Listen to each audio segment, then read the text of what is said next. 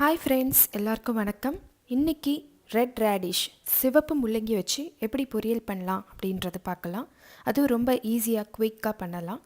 First நம்ம முள்ளங்கியை நல்லா இப்படி தோல் சீவிட்டு கிரேட் பண்ணி வச்சுக்கலாம். அடுத்து ஒரு மிக்ஸி ஜாரில் 4 ஸ்பூன் கடலைப்பருப்பு, 2 ஸ்பூன் உடச்சக்கல்ல சேர்த்து நம்ம பவுட்ரு பண்ணி எடுத்துக்கலாம்.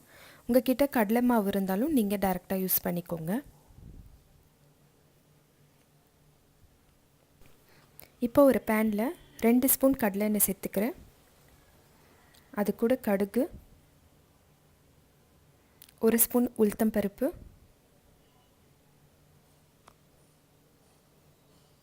பெருங்காயத்தூள், கருவேப்பிலை, இது கூட நம்ம கிரேட் பண்ணி வச்சுருக்க முள்ளங்கியை சேர்த்துட்டு உப்பு மஞ்சள் பொடி சேர்த்து நல்லா வதக்கிக்கலாம். ஒரு 2 நிமிஷம் வதக்குனிங்கன்னா போதும். இது நம்ம திருவி எடுத்துக்கிறதுனால சீக்கிரம் வெந்துடும். இது நம்ம லிட் போட்டு க்ளோஸ் பண்ணணும் அப்படிலாம் அவசியம் இல்லைங்க.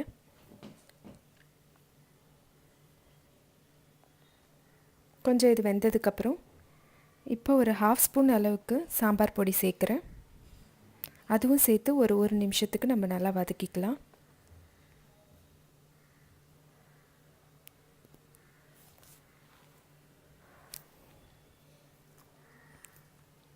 இது கூட நம்ம பவுடர் பண்ணி வச்சுருக்க கடலை மாவை சேர்த்துட்டு நல்லா ரோஸ்ட் பண்ணிக்கலாம். இப்போ இந்த ஸ்டேஜில் உங்களுக்கு என்ன தேவைப்பட்டுச்சுன்னா 1 ஸ்பூன் அளவுக்கு நீங்கள் சேர்த்துக்கலாம்.